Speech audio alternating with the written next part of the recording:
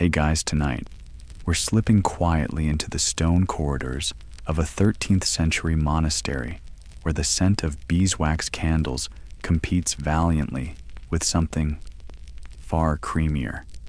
You hear it before you see it. A gentle clatter of wooden pails, the soft squish of straw under sandals, and somewhere nearby, a cow lets out a grumpy moo. You're not walking into a solemn hall of prayer, at least not yet.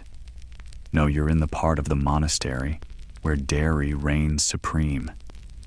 You've probably heard about monks copying manuscripts, brewing ale, or even inventing clocks, but few people talk about their cheese, and even fewer know that this cheese wasn't just for lunch, it was currency.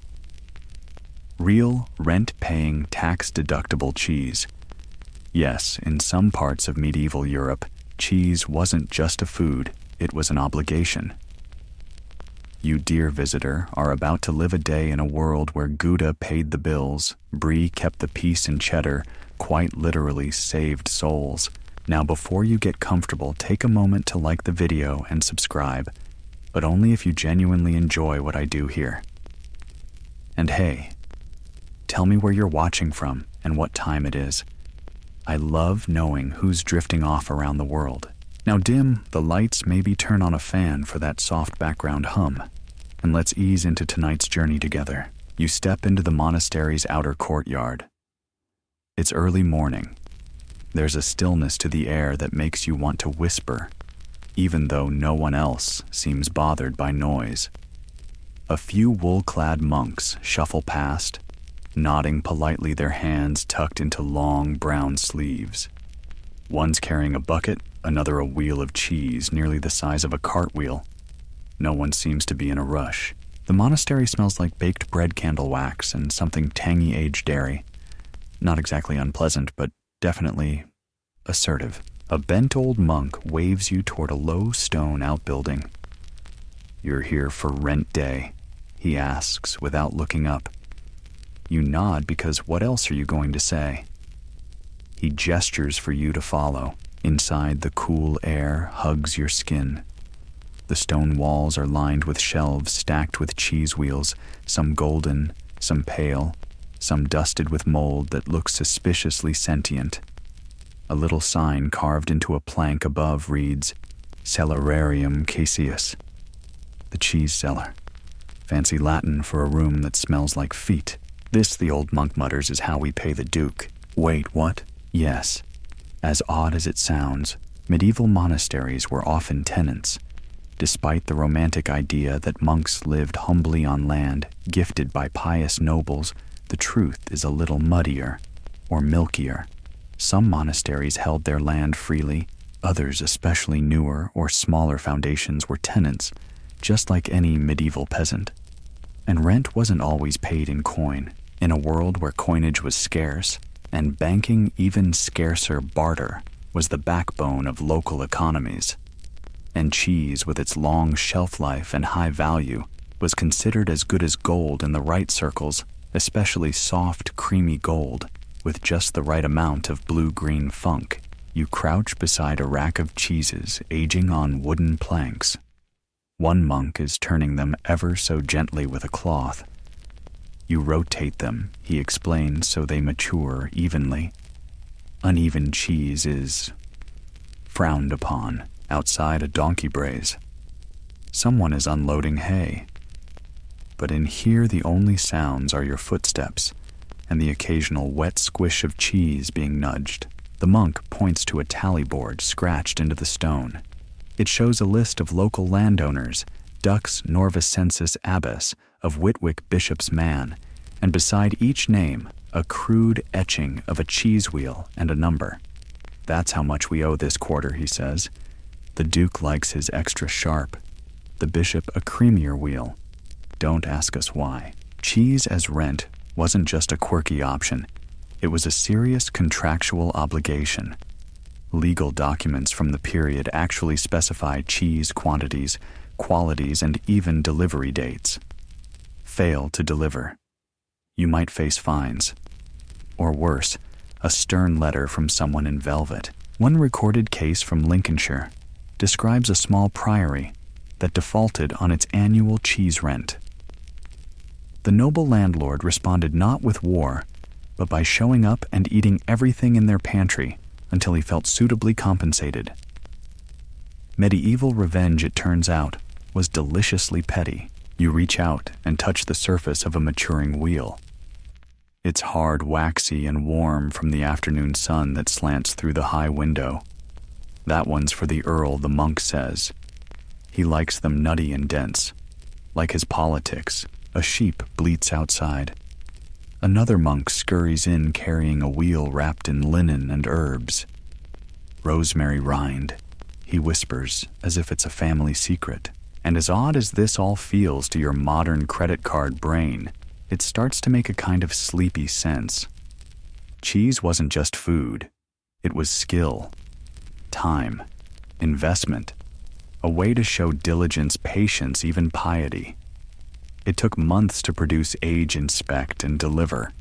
Paying rent with cheese wasn't lazy, it was loyal. The more you look around, the more it hits you. This was an entire economy built on curdled milk.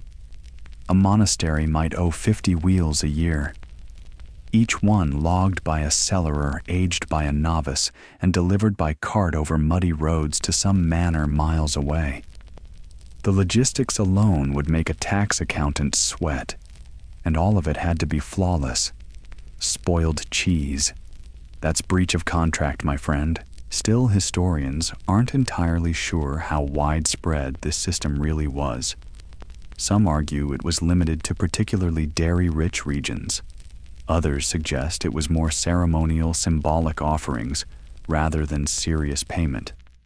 But there's little doubt that cheese had a prominent place in medieval rent rolls. In some cases, it was even preferred over cash. Cash could be clipped, coinage debased, but a good round of cheddar, that was honest. You sit on a small stool and watch the monks work. One is gently brushing mold off the edge of a wheel. Another is sniffing the underside like he's reading a poem. No one speaks unless necessary. The cheese does the talking. So, here you are in the middle of a medieval rent office made of stone and dairy. You still don't understand half of what's going on, but something about it feels right.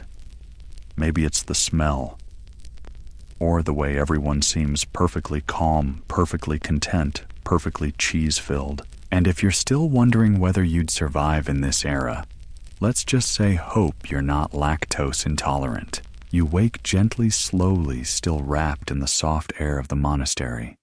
A faint bell rings somewhere in the distance, calling the monks to prayers. But you, dear traveler, are headed elsewhere this morning, not to the chapel, but to the ledger. Because as calm and peaceful as the cloister seems, there's a less romantic side to monastery life paperwork. And behind every wheel of cheese offered up in rent is a stack of obligations, legal, feudal, and sometimes just plain confusing. You walk with Brother Everard, a monk, with ink-stained fingers and an unusually sarcastic brow. He leads you past the scriptorium where young novices are hunched over parchment, copying sermons and squinting at squirmy Latin verbs. But Everard, he's got bigger things to worry about than verb tenses. He's the rent monk, and he looks tired. We owe cheese to the Baron of Tainham, he mutters, leafing through a crumbling register. 3 wheels to the Earl of Arundel, and 4 to the priory over the hill because of that cursed land swap Father Anselm agreed to in 1224. He slaps the parchment down on the table, scattering some wayward oat husks. Why do monks have to pay rent, you ask? He raises a brow like he's heard this 100 times. Because we don't technically own the land. We're merely guests with robes, and it's true.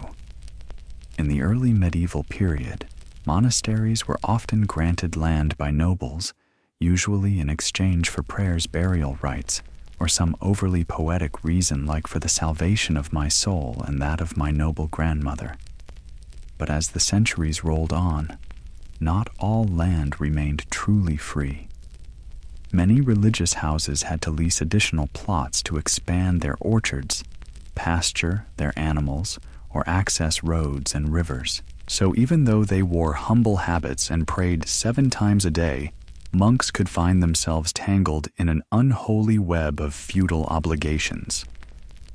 Some of these deals went back generations, tied to long-dead knights or widowed countesses who just really liked cheese. Historians still argue whether most monastic rent was symbolic or strictly enforced, Everard explains. But I can tell you this, if we skip a cheese delivery to the bishop's estate, his steward comes sniffing around within the week. And rent wasn't limited to cheese either. Some monasteries owed wax, honey-salted fish, or even bundles of goose feathers. But cheese had legs. Not literally, though one particular wheel once rolled down a hill and caused what Everard insists was a minor theological crisis. You glance over at the register again. It's more art than spreadsheet curvy inked initials. Red flourishes a rather bored-looking monk doodled in the margin. See that, Everard says? That's Brother Lionel. He hated rent duty. Said it made him feel like a cheesemonger in disguise. You follow Everard outside where several oxen are lounging in a shaded pen, chewing cud with an air of holy indifference. We lease that field from Lady Eleanor, he says, pointing to a meadow blooming with buttercups. In return, we give her 2 cheeses and a jar of quince paste every Michaelmas, and if you don't, you ask. He shrugs. Then we pray extra hard for her enemies. Despite the humor, there's a very real pressure under it all. Monks weren't just spiritual men. They were stewards, farmers, negotiators. The success of the monastery's cheesemaking wasn't a luxury. It was economic survival. And every wheel mattered. Take the famous case of Fountains Abbey in Yorkshire. By the 14th century, it controlled thousands of sheep acres of farmland and, yes, massive dairies. Their ledgers survive to this day, showing rent payments not just in coin, but in butter curds and hard cheese. Even royalty occasionally accepted dairy. Queen Eleanor of Provence was gifted multiple wheels from various religious houses, and she was reportedly very specific about texture. Back in our sleepy little monastery, Everard leads you into the buttery, not the place for butter. Ironically, but a storehouse for food and drink. Wooden shelves groan under wheels wrapped in cloth or beeswax.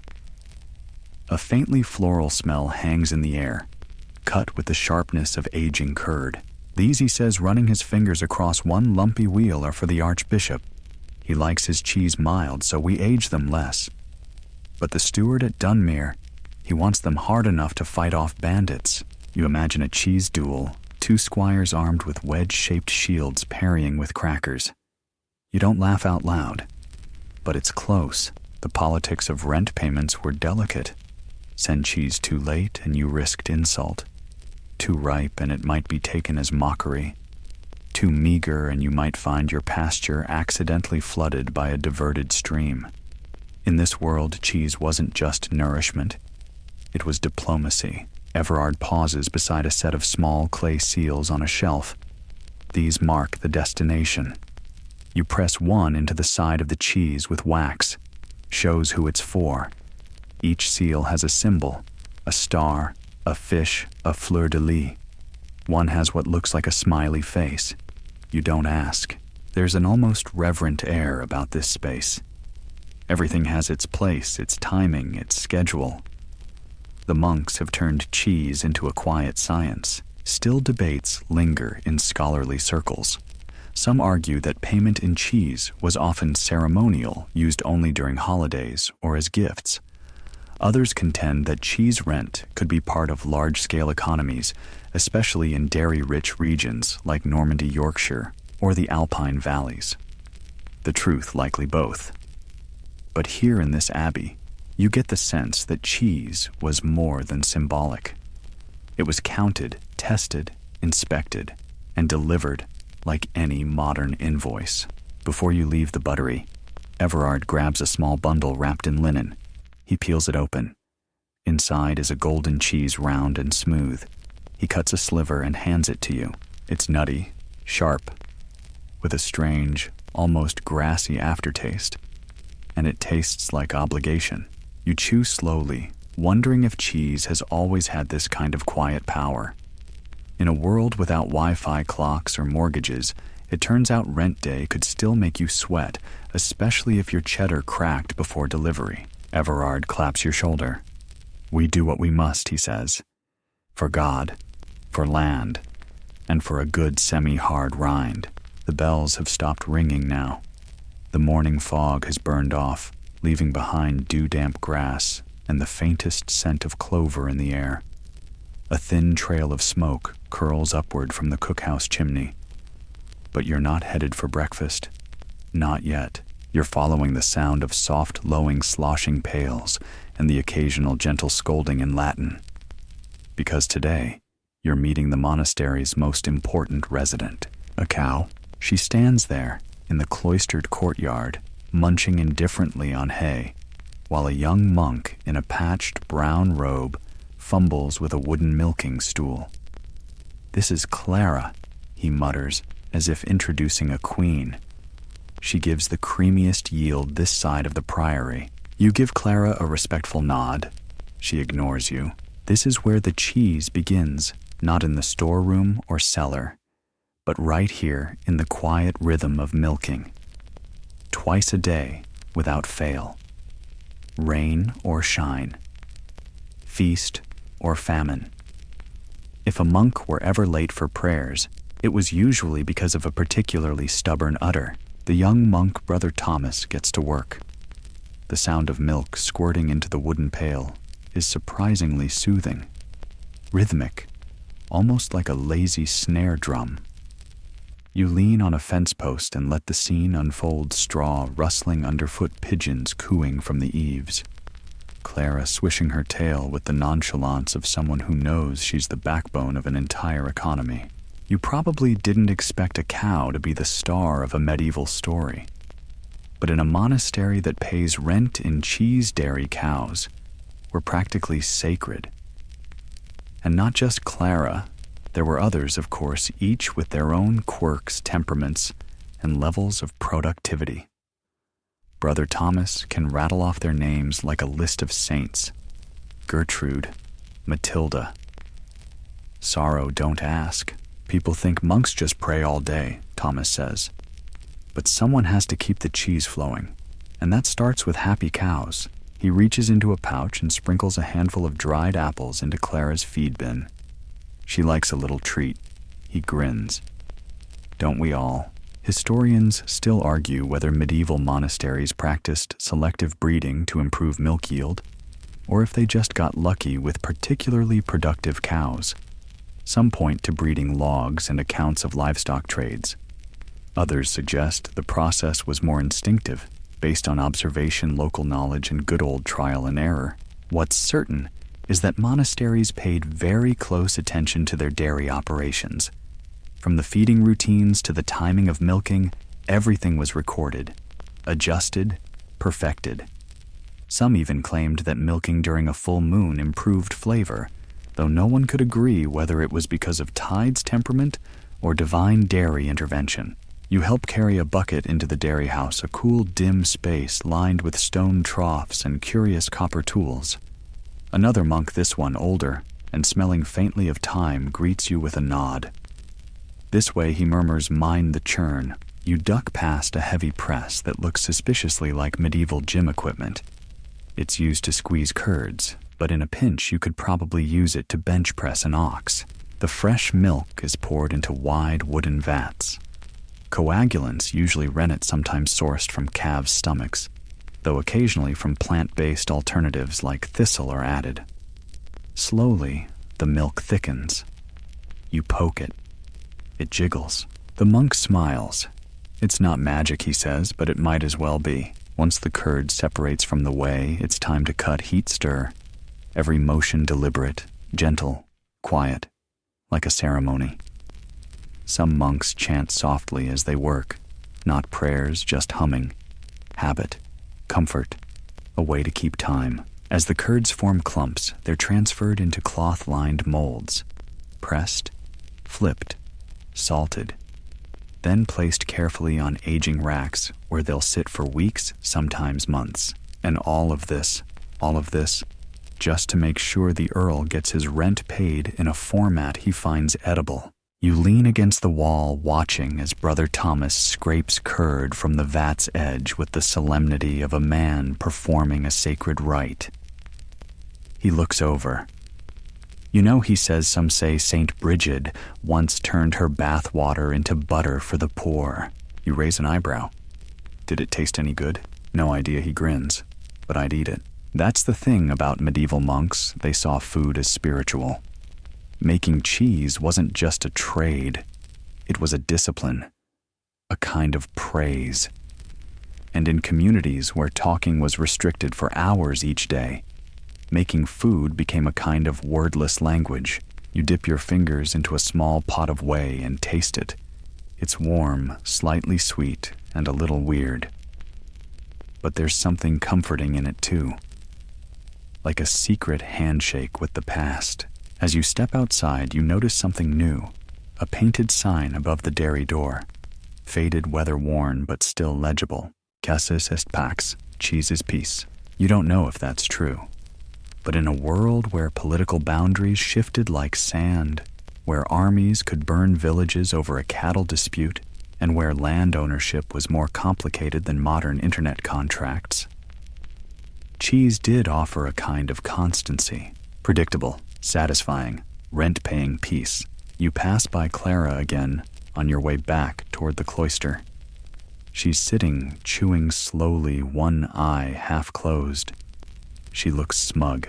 She probably should. You wake again this time to the creak of cartwheels and the unmistakable thud of something soft but substantial being loaded onto a wagon. Outside the dormitory, a donkey yawns loudly. Yes, yawns and flicks his tail in utter disapproval of the day's activities. It's delivery day. Rent day. The day cheese earns its keep. You wander outside, drawn by the scent of herbs and something faintly buttery. Brother Alric, a monk with arms like barrels and a surprising fondness for rhyming, is loading cheese wheels into a wooden cart with theatrical grunts. These are for Lord Edwin, he mutters, brushing hay from a large linen-wrapped bundle. 3 wheels of brie, 2 of blue, and 1 experimental. Don't ask. You don't, not yet. Turns out, rent payments weren't just dry affairs. In fact, depending on the recipient, they could be rather fussy. Certain nobles had preferences for texture, salt level, rind, firmness, or shape. One historical account from Norfolk records a baron who refused cheese that has aged past 4 fortnights, nor is pocked with too much noble rot. So basically the medieval equivalent of a Yelp review. Brother Alric gestures to a pile of bundles labeled in faded ink. This one's going to the Reeve of Burford. He only accepts cheese in cloth, not wax. Said the last one tasted like candlelight. You reach into the cart and gently touch one of the wheels. It's warm from the morning sun, wrapped neatly with a sprig of rosemary tied into the knot. For luck, Alric says. Or digestion. It seems almost romantic, this idea of cheese as a bond between monastery and manor. But let's not get carried away. This was business. Formal tract, and when necessary enforced. Rent in cheese wasn't just a favor. It was an obligation enshrined in contracts, scribbled in margins, carved into oak chests, and sometimes even sung about during feast days. And yes, there were receipts. Some legal documents from the 12th and 13th centuries survive written in Latin and terribly hard to decipher unless you enjoy deciphering whether forma rotundae means wheel-shaped or roundish blob. They specify precise quantities. 3 wheels of pressed cheese, each of no less than 12 inches diameter, to be delivered to the manor at midsummer. In some cases, the contracts even describe how the cheese should be tested by weight texture, or the all-important sniff. You watch as a novice pokes each cheese gently with a sharpened twig. What's he doing, you ask? Listening, Alric says straight-faced. Some say you can hear a good cheese breathe. Others say you've been standing in the dairy too long. He lifts a large bundle wrapped in what appears to be velvet. This one's for the Lady of Castle Oakenmere. She likes her cheese perfumed with lavender. Don't look at me like that, it's a thing. Historians still argue whether these fanciful cheese preferences were widespread or exaggerated in later retellings. Some point to household records that detail such oddities. Others suggest these stories were more satirical than factual medieval monks, after all, had their own sense of humor. But what's certain is that cheese rent wasn't just about volume. It was about quality. The better the product, the smoother the relationship. Deliver subpar cheese, and you might find your grain taxes mysteriously increased next quarter. Deliver excellent cheese, and your abbey might be granted additional grazing land, or even political favor. There's an unspoken rule here. Don't mess up the cheese. You sit on a nearby stool as Alric secures the last bundle. The cart is full now, wheels stacked padded with straw, the donkey clearly considering quitting his job. Another monk steps forward and tucks a rolled parchment into a saddlebag. Delivery list, he explains, and a copy of the cheese terms. They'll check. They will. Because at the receiving manor, someone likely a steward with a mustache shaped like a hawk's wing will inspect every wheel. He'll sniff them, weigh them, possibly cut a small wedge for testing. And if they don't meet the standards, the entire cart could be rejected. One recorded case from Shropshire in 1293 describes a full cartload returned because the rind was cracked in one wheel, and another appeared to house a beetle colony. The steward reportedly made the monks eat 2 wheels themselves to prove their wholesomeness. Monastic heartburn followed shortly. Alric claps his hands and leads the donkey forward. The wheels creak, the donkey sighs, and you follow behind the cart, imagining each bump on the road, squishing the cheese just slightly out of shape. As you walk, a question floats to the surface.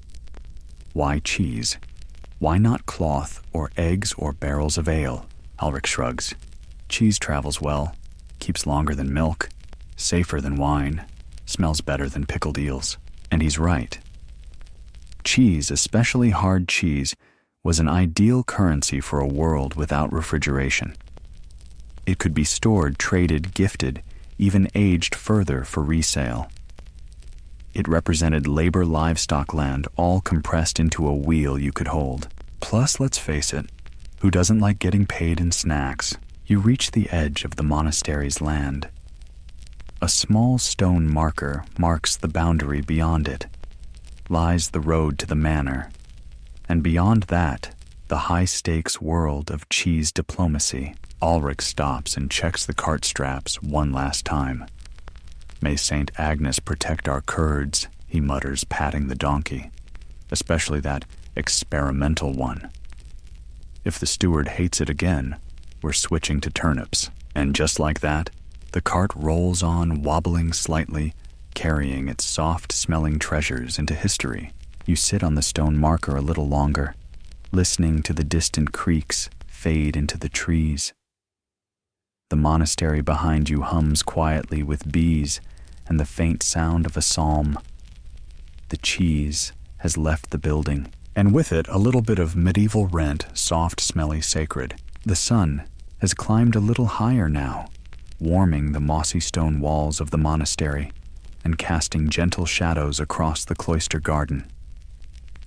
You meander slowly through an archway, past a sleeping cat curled atop a windowsill, and find yourself stepping into what might be the strangest office you've ever seen. No scrolls, no quills, no ink-stained manuscripts, just shelves and wheels, and the faint, unmistakable perfume of dairy. This is the inner sanctum of Brother Hugh, the monastery's cellarer. The man who keeps track of everything edible, drinkable, fermentable, or otherwise chewable. And yes, this includes rent cheese. Brother Hugh is thin as a fence post, with wiry gray hair and a suspiciously sharp gaze. He doesn't look up when you enter.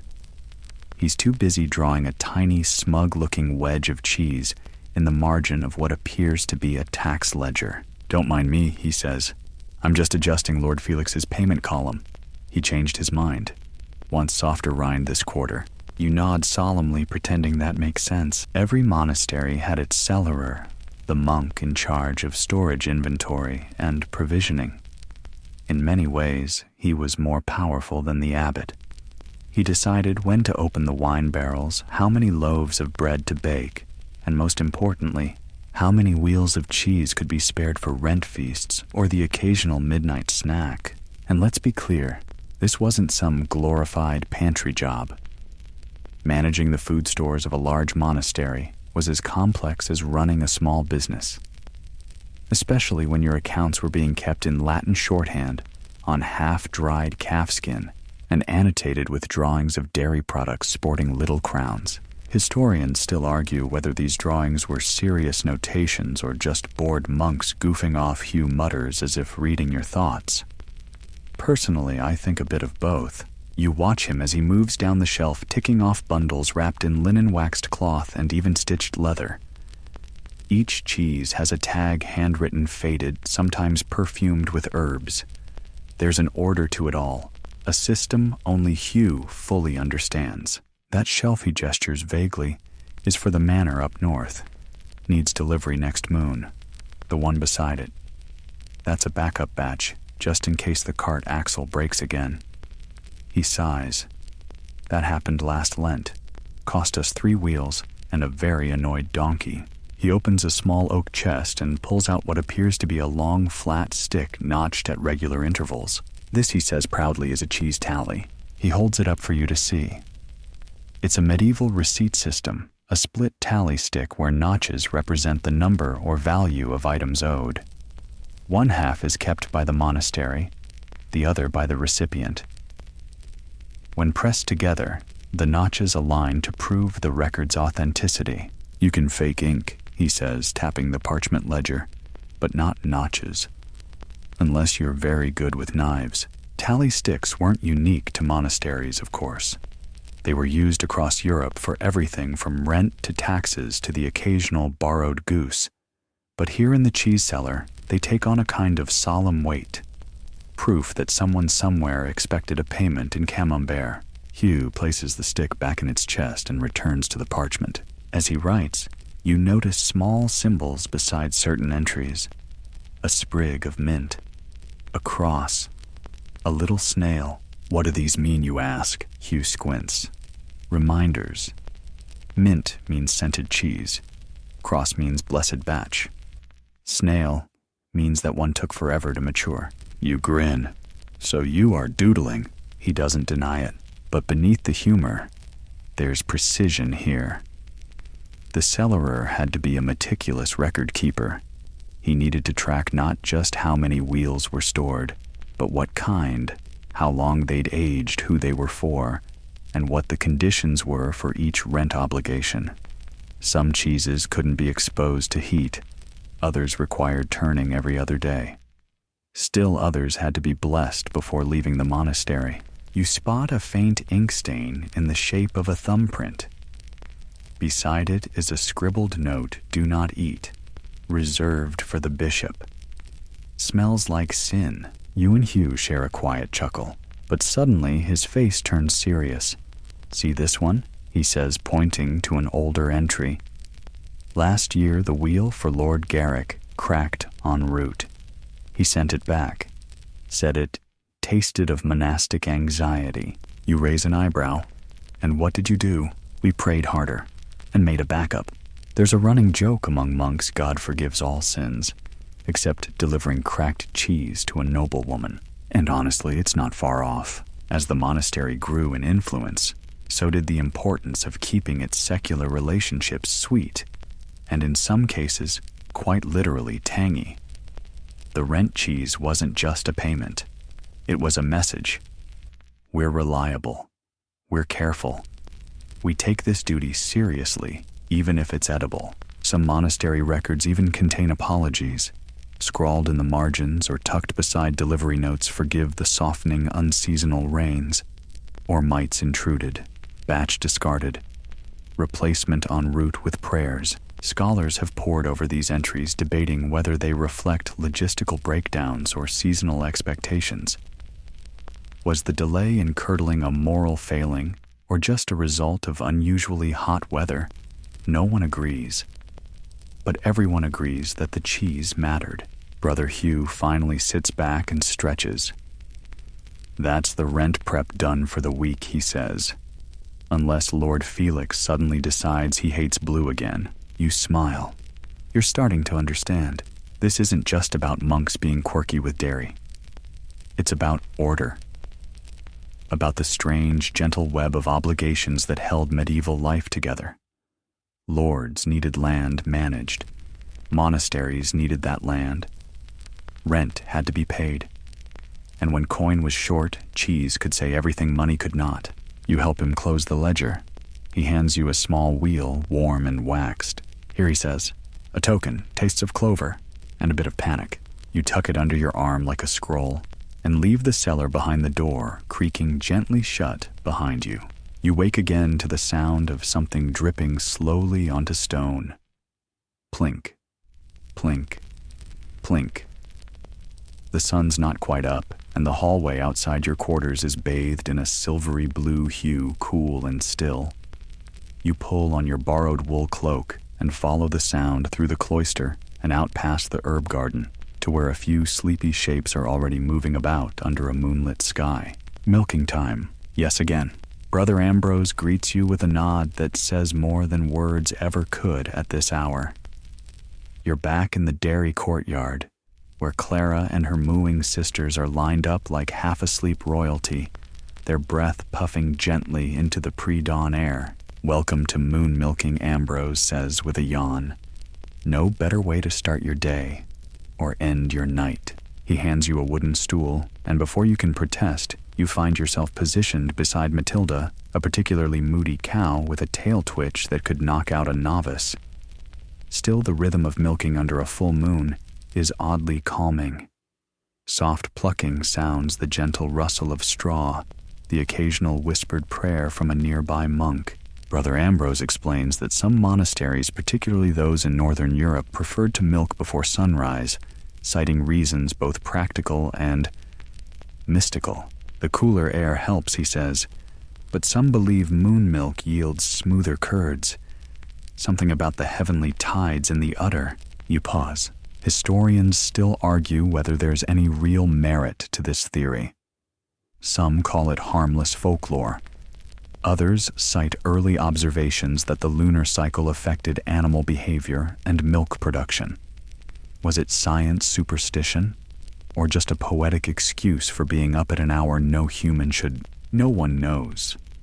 But what you do know is this: it's very hard to be anxious about modern life while watching a cow sigh contentedly under the stars. Once the buckets are full, they're carried in silence to the stone dairy house.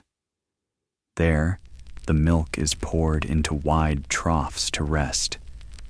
The curdling process won't begin for a few hours, so now the monks just wait. But this waiting, it's not wasted time. They gather quietly in the corner around a low bench. One monk begins to hum.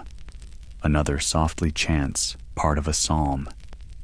It's less about piety right now and more about pace, letting the day begin as gently as the cheese will.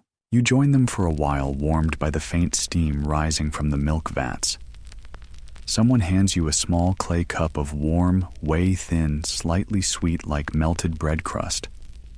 Not exactly your dream breakfast, but not unpleasant either. After a while, Brother Ambrose stands.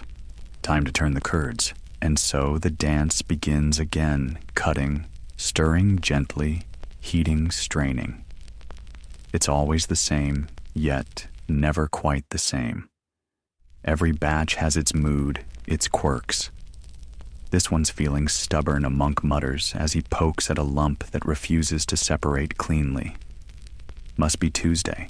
You chuckle softly. The monks don't just tolerate this repetition, they revere it. In a world that prized constancy, the dairy routine was a meditation, a quiet promise that no matter what storms raged beyond the walls, plagues, taxes, invasions, cheese would still happen. And cheese was needed. Later, once the wheels are pressed and turned out onto the aging racks, you help Brother Ambrose scrub a wooden plank. He tells you the story of a nearby abbey that once tried to cut corners. Less turning, rushed, pressing salt, skimped to save money. Their rent cheese collapsed in the cart, he says grimly. One wheel rolled into a river, another just slumped. You imagine a soft heap of goo arriving at a castle gate. And the landlord demanded a year of ale instead, said he'd never trust a camembert again. Whether that tale is entirely true or not is unclear, but you get the point. Back in the aging cellar, you brush mold from one particularly mottled cheese. The surface looks like a map of some forgotten kingdom, green valleys. Dusty ridges, a small crater of questionable scent. This one's almost ready, Ambrose says, sniffing it. 3 more days. If it doesn't go rogue, you glance at him. It fought back last spring, he adds. Swelled up like a bishop's ego. One of the novitiates chuckles, then quickly pretends he didn't. It's easy to forget amid all the scripture and silence that monks were human. Funny, tired, cheesily poetic humans who sometimes made jokes about sentient cheddar. The monastery's walls were thick, but its heart was warm. And when you think about it, it makes sense. Cheese is patient. It doesn't like haste. It doesn't respond well to shouting or shortcuts. In many ways, it behaves like the monks themselves, slow, steady, a bit stubborn, but ultimately generous if you treat it right. Before you leave the cellar, you notice a small alcove off to one side. Inside sits a single wheel on a pedestal lit by a shaft of morning light. The abbot's reserve, someone whispers. It's not for rent, not for sale.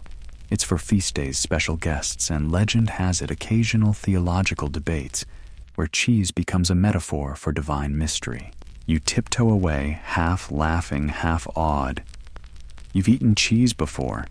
You've bought it in shops, melted it on toast, argued over which one smells worse. But now you understand that cheese here in this place wasn't just food. It was ritual, relationship, even religion. As you step back into the morning sun, Clara the cow gives you a long look from across the yard. You raise a hand in greeting. She does not return it. She's got work to do. The moon will rise again. The monks will milk again. And somewhere, a wheel will ripen into a soft, savory promise that rent will be paid on time and with a blessed rind.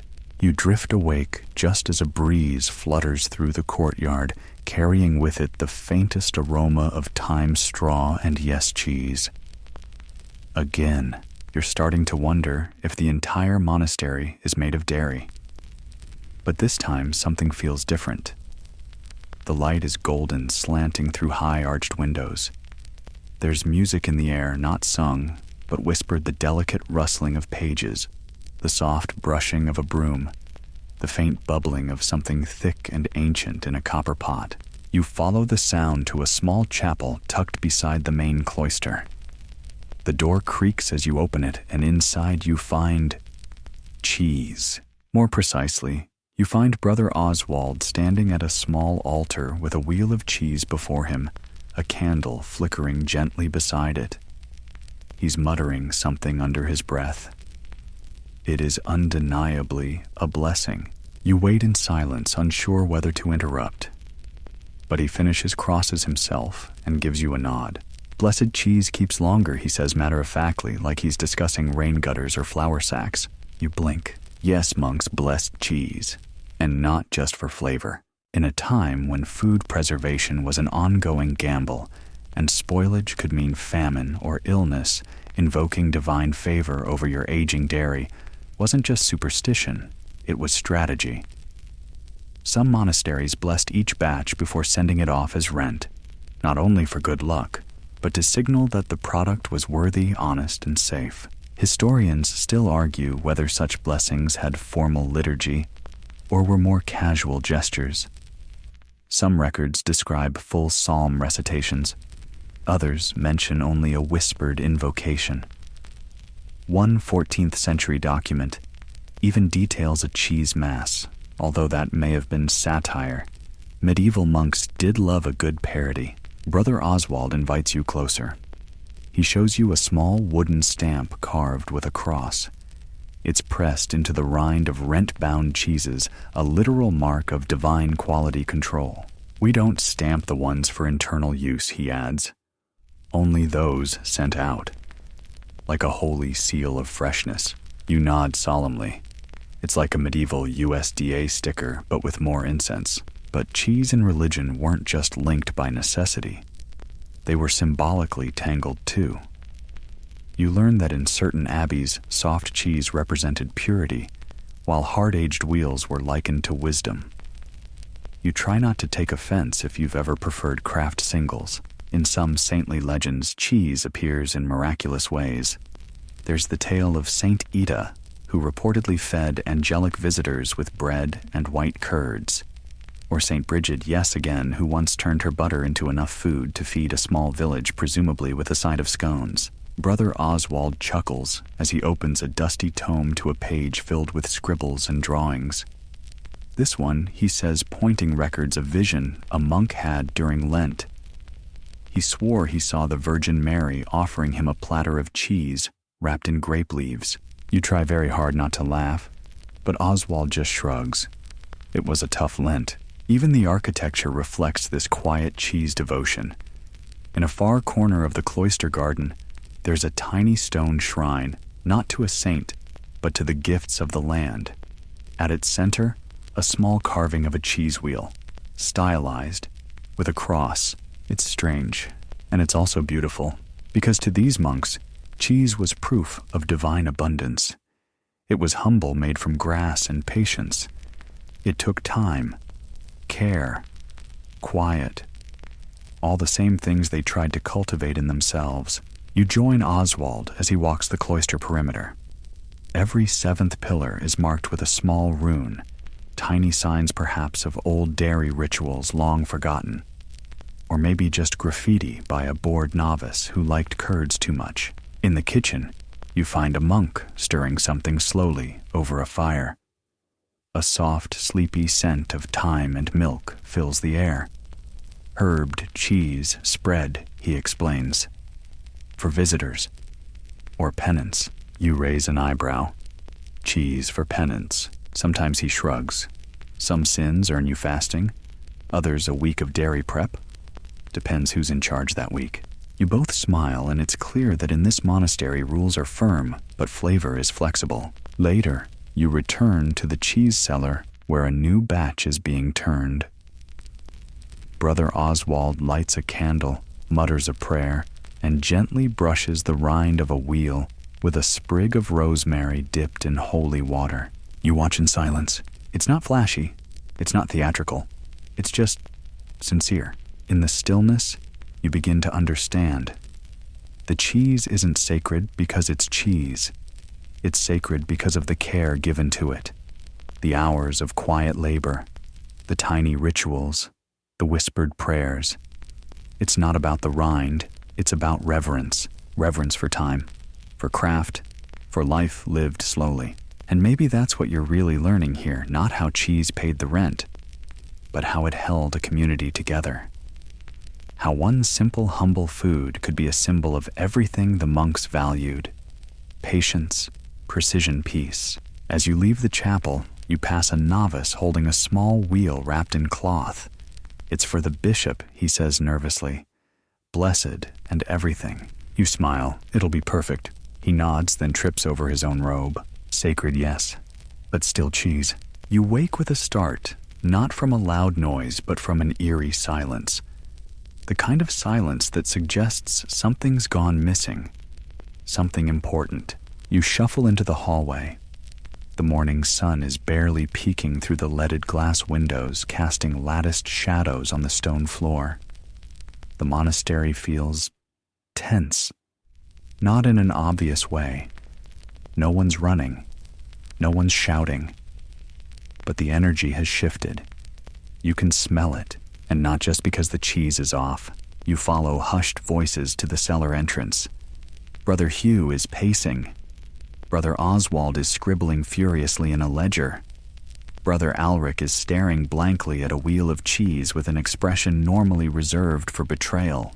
"It's gone," someone whispers. You lean in. "What's gone?" Brother Hugh doesn't even look up. The Duke's cheddar. You blink. "I'm sorry, the what now?" He turns toward you slowly, as though the weight of this loss requires full eye contact. "The wheel we've been aging for 6 months, wrapped in fig leaves, brushed weekly, blessed twice. It's just gone." There's a moment of silence punctuated only by the sound of a pigeon landing with a dramatic flop outside the window. The room bursts into quiet chaos. Someone checks the cart, no cheese. Someone else checks the larder, empty. A novice suggests it might have been eaten. Brother Hugh looks like he's about to pass out.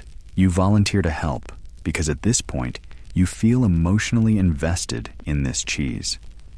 You're handed a candle and sent to investigate the eastern corridor, the one near the dormitories. Halfway down the hall, you smell it faint, rich, earthy. The scent of a cheese trying very hard to remain discreet. You follow your nose. Around the corner, in a small, sunlit alcove behind a curtain, you find a young novice, Brother Cedric, sitting cross-legged on the floor with a cheese wheel in his lap and a look of unapologetic bliss on his face. He's halfway through eating it. When he sees you, he doesn't even flinch. He just looks up and says, "It was whispering to me." You blink again. "Excuse me." He pats the rind affectionately. It said it didn't want to be rent. It wanted to be lunch. You take a deep breath and walk him back to the cellar, the cheese cradled like a sleepy cat in your arms. The monks aren't angry, just disappointed. Brother Hugh mutters something about exercising the cheese just to be safe. It turns out the wheel isn't entirely ruined, but it's too damaged to send. A crack across the bottom and a suspicious indentation that suggests someone may have gnawed directly on it. So what happens when rent cheese goes missing? Turns out monasteries had contingency plans. There's always a backup wheel aging nearby labeled simply "for emergencies." It's not quite as mature, not quite as fragrant, but it will do. The Duke won't know the difference. Maybe. Still, someone has to inform the abbot. Brother Oswald volunteers. You follow at a respectful distance, mostly to watch. The abbot is seated in the garden, trimming rose bushes, with the serene precision of someone who has definitely dealt with cheese theft before. Oswald explains the situation. The abbot listens, nods, then says quietly, "We will forgive Cedric." But he scrubs the dairy floors for a month. You pass Cedric later with a mop and a dreamy smile on his face. He does not regret his actions. And honestly, can you blame him? This small disaster reveals something deeper about the monastery. The whole rent system works because everyone takes it seriously, but not too seriously. The cheese is sacred, but not untouchable. It's work, but it's also joy. And occasionally, it talks to novices. Historians still argue whether cheese theft was a common problem, Brother Hugh says as he wraps the backup wheel in fresh cloth. But the records show it happened. Wheels went missing, sometimes for profit, sometimes for lunch. You leave the cellar with a new appreciation for the fragile chain that holds the medieval cheese economy together. It isn't just the cows or the curd or the cart. It's the people like Cedric who couldn't resist a heavenly wheel. People like Hugh who documents everything down to the last crack. And people like Oswald who knows exactly how much incense to burn for a mildly sinful cheddar. As the wheel is placed onto the rent cart and rolled slowly out of the monastery gates, the monks gather for a moment of quiet reflection. Someone hums. Someone else mutters, "May it arrive," ungnawed. You glance at Cedric. He's holding a smaller wheel, one that's definitely not for rent. "It's whispering again," he says softly. You just shake your head and walk away. It's midday now. and the monastery has returned to its usual rhythm, slow measured and slightly pungent. You're walking the perimeter of the compound with Brother Alric, who's carrying what appears to be a list of penances in one hand and a very ripe wedge of cheese in the other. You squint at the list. What's that for? Penance cheese, he says, as if that's a totally normal phrase. Turns out there's a lesser-known aspect to monastic cheese life, bartering it not just for rent, but for forgiveness. Yes. In some monasteries, especially those known for their surplus dairy cheese, could be exchanged as part of spiritual penance. No, you couldn't just buy your way out of a sin with brie. But if you confessed a misdeed and demonstrated sincere remorse, sometimes your assigned discipline involved a cheese offering. You lied. You bring 2 wheels to the almoner. You skipped morning prayers. That's 1 soft cheese to the infirmary. You swore during Lent.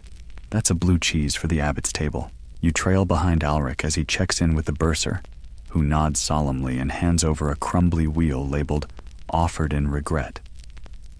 It smells slightly of onions. Historians still argue whether cheese penance was widespread or just a local oddity, Alric says as you both walk through the inner cloister. But we have records, not always direct, sometimes scribbled on the backs of psalm sheets. Brother Cuthbert delivers 2 wheels to the kitchen for ungodly language spoken during matins. You both stop outside the infirmary. The door is open, and inside a few elderly monks are dozing under woolen blankets, a pot of leek soup bubbling quietly on a hearth. Alric gently sets the cheese on a shelf, with a few others nods respectfully and leaves without a word. You glance around.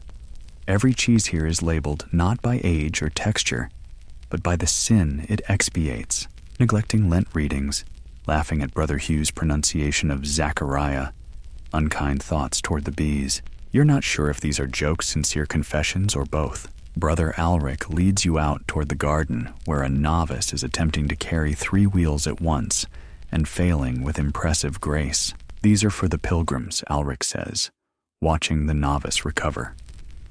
We offer cheese and bread to travelers, especially those headed to holy sites. It's expected, part of hospitality.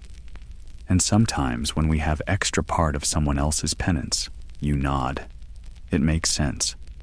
In a world where currency was unreliable and letters of indulgence weren't cheap cheese, became a kind of quiet stand-in for good works, a way to restore balance, ease guilt, and feed someone in need all at once.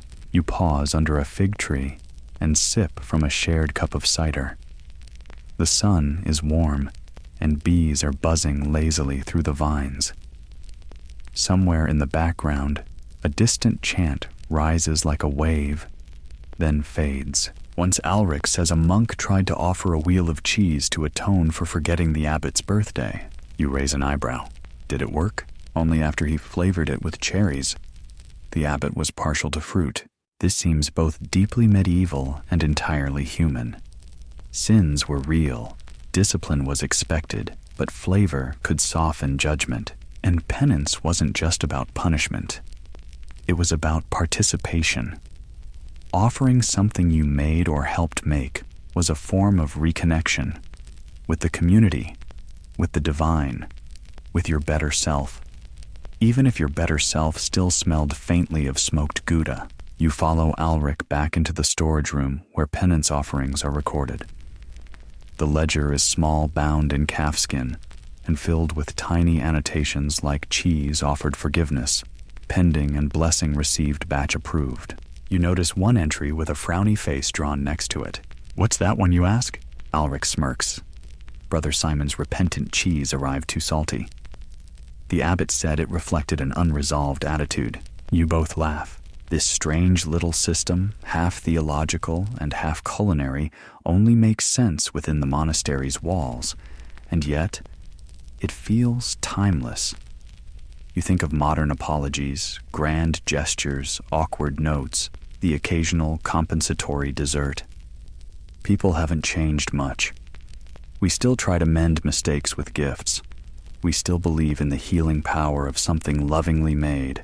As the day winds down, You help carry one last wheel to the chapel steps. It's a small one, wrapped in nettle leaves, slightly uneven. The tag simply reads, "For the wrong words, spoken in haste."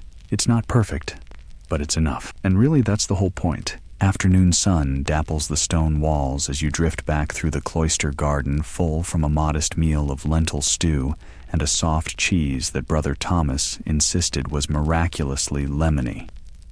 You're beginning to understand how monks kept their sanity through long hours of silence and chanting. It wasn't just prayer, it was cheese variety. But this time your journey doesn't lead you to the cellar or the chapel. No. Now you're headed toward the guest house. A few pilgrims have arrived dusty from the road and wearing wide-brimmed hats sagging with fatigue. A donkey tied nearby looks absolutely fed up. Brother Elric, the porter, greets them warmly, and you stand off to the side as he ushers them in. Soon after, he gestures for you to follow him behind the guest kitchen, where he opens a small larder. Inside, cheese, of course.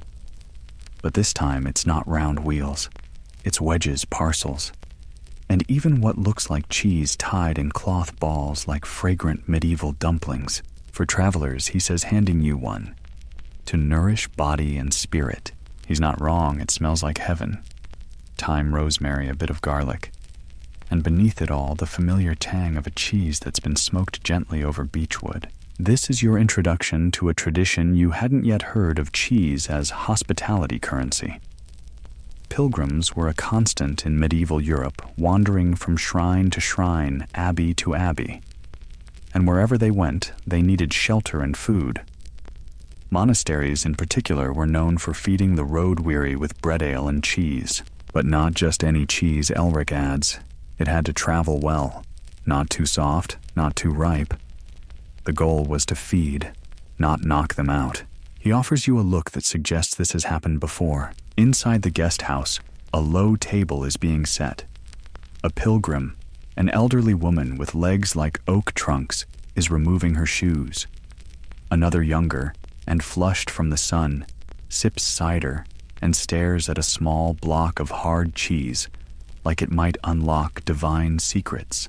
The monks lay out platters, bread, cured meats, pickled vegetables, and of course cheese wedges fanned out like petals. One of the travelers mumbles something in a language you don't quite catch. Brother Elric just smiles and pats the man's shoulder. Food doesn't need much translation. As the guests eat, you learn something new. Sometimes monks would trade cheese for information. Pilgrims were walking newspapers. They brought news of markets, wars, births, floods, and miracles. And while the monastery lived in silence, the world outside churned on. So the monks offered food. In return, they listened. Pilgrims' pigeons and Parmesan Elric mutters, reciting what you quickly realize is a kind of internal joke. The three best messengers in Christendom. You laugh. Historians still argue whether monasteries used these gatherings to collect formal intelligence or just to pass the time. Some suggest that abbots maintained informal networks through travelers, while others believe the stories swapped over cheese wheels were more entertaining than informative. Either way, cheese kept the conversation going. Later, you step into the back garden where a coop of doves flutters lazily overhead. Brother Oswald is scattering crumbs while humming a chant. Why doves, you ask? He grins. The abbot believes they understand diplomacy better than half the clergy. But you notice something odd nearby. A small crate half filled with Parmesan. Yes, that Parmesan. Hard, dry, tangy. Not local. Imported. It came from the continent, Oswald explains. A gift from an abbey in Italy. We sent them pickled trout and rye bread in return. Suddenly, you realize cheese wasn't just used for paying rent, hosting pilgrims, or mending spiritual mishaps. It was international. A portable culture. Monasteries traded it, gifted it, and sometimes even hoarded rare samples from distant lands like treasures. And not just for nobles, for each other. That crate of Parmesan was labeled in Latin and tied with a bit of violet ribbon. It had clearly made the journey with reverence, because while rent paid the landlord and penance soothed the soul cheese between monasteries, that was friendship. You sit on a bench and unwrap your own cheese parcel from earlier. It's warm now, softening slightly in the sun, and the herbs have perfumed your fingers. You take a bite. It's tangy rich, with a hint of nutmeg maybe, or just wishful thinking. Whatever it is, it tastes like welcome. And it makes you think in an age without emails or gift cards or five-star hotel lobbies, monks expressed everything through cheese, hospitality, gratitude, even curiosity. Later that day, as the pilgrims prepare to leave, Brother Elric hands each a bundle, bread, dried fruit, and yes, a small wedge of cheese wrapped in linen. For the road, he says. One man kisses the parcel before tucking it into his satchel. You watch them head off down the dusty road, the sun casting long shadows across the fields. In their bags they carry stories and cheese. The sun is sinking low now, casting a golden haze across the stone cloister. You wander slowly toward the edge of the monastery grounds, where the garden gives way to a narrow path lined with wild thyme and tiny purple violets. The scent of evening settles in wood smoke earth, and the ever-present trace of cheese hanging in the air like incense. Brother Walter waves you over from beneath a gnarled apple tree, where he's crouched beside a low cart filled with wheels. Cheese wheels, naturally. But these aren't the usual rent rounds or feast day bricks. No, these are something different entirely, small, colorful, and oddly shaped. Taxes, he says plainly. You blink, weigh taxes with cheese. He nods, brushing a thin layer of straw off one wheel to reveal a red wax seal in the shape of a lion's paw. Wheels, wedges, occasionally molded sheep. Depends on the scribe. You sit beside him as he carefully stacks the cheeses into tidy rows. You're telling me the crown accepted cheese as tax payment. He smiles faintly. Sometimes. Depends on the region, the century, and how desperate the exchequer was. And he's not kidding. While coin was the standard and preferred tax in most of medieval England and Europe, there were plenty of recorded exceptions, especially during famines, wars, or coin shortages. Cheese was durable, valuable, and crucially countable. That made it taxable. Walter gestures to a parchment folded nearby. You squint at the writing, all curlicues and abbreviated Latin, and catch a line that loosely translates to 3 dozen wheels to the crown pressed and salted by the feast of St. Giles. It's dated 1371. Historians still argue whether these cheese taxes were symbolic gestures or part of a larger system of in-kind levies. But tax rolls from the period confirm cheese, like eggs, wool, and grain, was very much on the books. And like rent, it came with conditions. Walter runs a finger down the list. See this? He says, tapping a note scrawled sideways in the margin. Wheels must be aged uncracked and sealed with the abbey's crest. The crown's agents will inspect every single one. You imagine a royal auditor in fur-lined robes sniffing a wedge with all the gravitas of a war council. If they're unhappy, you ask. Walter shrugs. We get a fine. Or worse, they send back the whole batch. You can see the pressure now. It's not just about making good cheese. It's about making tax-worthy cheese. Durable, uniform, political, and occasionally decorative. You pick up one of the smaller wheels and notice it's been shaped to resemble a rose.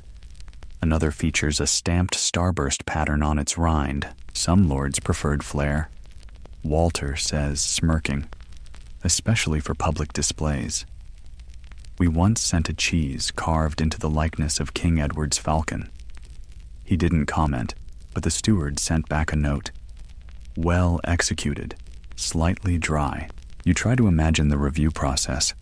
Probably involved someone slicing it with a gilded knife, nodding solemnly, and declaring it adequate for state affairs. Later, inside the scriptorium, you find a monk carefully copying a list of outgoing cheese taxes. He uses a quill so fine it looks like it could tickle a fly, and beside each name, he draws a tiny cheese wedge in the margin. For tracking, he says. You don't ask why one of them has a tiny crown and a mustache. But cheese wasn't just for the crown. It also went to local officials, reeves, sheriffs, and market inspectors. In some towns, monastery cheese was considered a civic obligation. Miss the quota and the monks might be barred from selling in the local fair. Brother Walter recounts a case from a nearby priory where the abbot tried to underdeliver, only to have the reeve show up in person and demand a taste test. When he found the cheese soft and crumbly instead of firm, he fined the monastery 3 barrels of ale, and according to Walter, an apology in very flowery Latin. But not every wheel made it to its destination. Walter shows you a stone alcove near the wall with an iron gate. Inside, cheeses that were deemed unsuitable for taxation. Too soft, misshapen. One even appears to have grown a second rind. We eat these, he says cheerfully. You share a wedge right there. Mild creamy, surprisingly herbal. Not Royal Walter says between bites, but very real, and that you realize is the essence of the monastery's cheese economy. There are wheels for nobles, for landlords, for taxes, but then there are wheels for pilgrims, for novices, for slow, quiet afternoons like this where a sun-warmed cheese shared in silence tastes better than anything served on a golden plate. You stretch out your legs as the shadows lengthen. Somewhere a bell rings for vespers. Come, Walter says, brushing off his robes. Let's return the royal cheddar to its shelf. You follow past bees dancing in the lavender, past a novice learning to scrub cheesecloths in rhythm with a chant, past the gentle rhythms of a life where even taxes are edible. You wake to the muffled sound of low singing and the distinct creak of a wheelbarrow. Not the usual cartload of prayer books or firewood, no. This time it's something rounder. You shuffle into the courtyard to find Brother Anselm pushing a barrow loaded with unusually shaped cheese wheels. One looks like a horseshoe. Another is triangular. One you're fairly sure is molded into the shape of a lion with an unfortunate overbite. They're ready, he says, as if this is a perfectly normal announcement. Ready for what exactly? Inspection. Ah, that part. You follow him to the main hall where a long table has been cleared and polished. A few high-ranking monks are already assembled sleeves, rolled-up expressions, solemn. On the table lies a checklist written in Latin topped with the phrase forma, pondus, colore, odore, shape, weight, color, smell. It's cheese judging time. Yes, this is a thing. For rent taxes, feast days, and diplomatic gifts, cheese had to meet certain visual, structural, and olfactory standards. Each wheel needed to look the part. If it didn't, it risked rejection. Or worse, getting eaten on the spot as unfit for duty, which you suspect wasn't always seen as punishment. Brother Anselm lifts the lion cheese with both hands. It gives slightly at the sides. Might be too soft, he murmurs, giving it a sniff. Smells of rosemary. And maybe fear. Historians still argue whether monasteries followed consistent criteria for these inspections, or whether the standards were wildly subjective depending on the rank and mood of the monk in charge. Some abbeys had detailed inventories of rind conditions, firmness guidelines, and documented aging periods. Others simply went by feel literally. Brother Hugh arrives with a wooden scale. Each wheel is weighed logged and occasionally poked with a long ivory pick to test the interior. It's all very formal and faintly absurd. A junior monk brings out a particularly large cheese nearly the size of a wagon wheel. It's heavy, dense, gleaming faintly from a wax coating so shiny you can see your reflection. Brother Anselm nods solemnly. The Duke will be pleased. You learn that certain landowners, not content with mere taste, demanded cheese delivered in specific forms. Some preferred the classic round. Others requested wedges sealed in linen.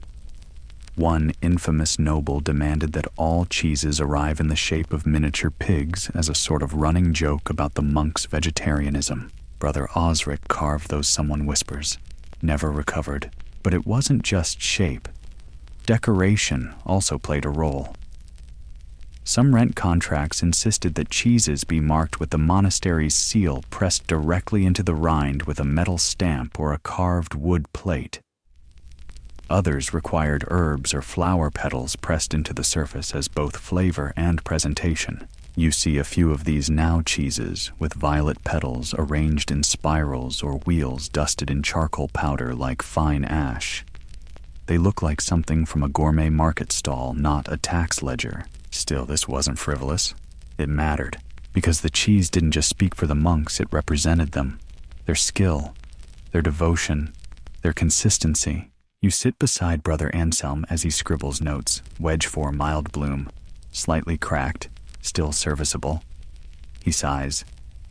We may have to turn that one into stew. There's even a sort of cheese triage. Wheels that pass go into crates marked for delivery. Those that fail get rewrapped, relabeled, or sliced for communal use. A few go to the infirmary. The rest. Well, let's just say the novices never go hungry. You glance at a corner where a few irregular wheels have been shoved unceremoniously under a bench. One is leaning suspiciously. Another has a visible dent. Brother Hugh notices your glance. We don't talk about those. You don't press. Later, Brother Anselm shows you the storage room where approved cheeses are organized for dispatch. They're tagged, stamped, and arranged by destination. It's more organized than any library you've seen. He picks up one tagged Lady Marlowe Feast Day offering and checks the notes. Needs floral garnish. She complained last time that it was too plain for the Blessed Virgin. He shakes his head, as if the Blessed Virgin had strong opinions on cheese ribbons. The monks clearly walk a fine line between reverence and eye-rolling. They know these rituals are important, but they also know some of them have wandered a little far from their theological roots. Still in a world where appearance carried weight, where a cracked rind could imply laziness or an undersalted wheel might be interpreted as disrespect, presentation mattered. This wasn't cheese for the kitchen. It was cheese as communication. You watch as the final batch is loaded onto a cart. Brother Hugh checks the list. Brother Anselm blesses the shipment with a sprig of lavender and a muttered psalm. The donkey is led forward. As the cart rolls away, you realize this monastery has spent more time shaping cheese than shaping sermons this week. And somehow that feels exactly right. You rise before dawn again. Not because of bells or chanting this time, but because someone woke the geese. You sit up on your straw mattress, blink the sleep from your eyes, and realize today is different. There's an energy in the air, a quiet, humming buzz of preparation. You throw on your cloak and follow the commotion, winding your way past the dormitory, the herb garden, and the always curdling dairy room. You find a small cluster of monks gathered around a dusty chest. Brother Jerome, the lanky archivist with ink on his cheek and an astonishing memory for cheese weights, is lifting something reverently into the morning light. A book, but not just any book. The cheese ledger of St. Melchior, he whispers.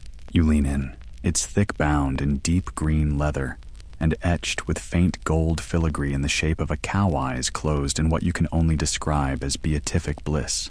This Jerome continues is the record of every cheese made, stored, blessed, or delivered since 1183.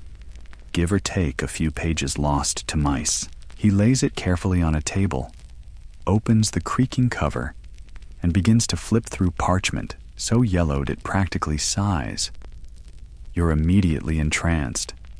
The handwriting varies wildly across centuries, some crisp and elegant, others slanted and chaotic. Occasionally, a sketch of a cheese wedge pokes out from the margins like it's trying to escape the page. One page catches your eye, a full-wheel drawing with arrows pointing to different sections labeled Rind, Tension, Inner Heart, and the Holy Funk. This, Brother Jerome says with a reverent tone, was Melchior's masterwork. A wheel that survived nearly 2 years of aging. It was so robust, it was used as a stepping stool during renovations. You gape, but this isn't just a recipe book. It's a chronicle.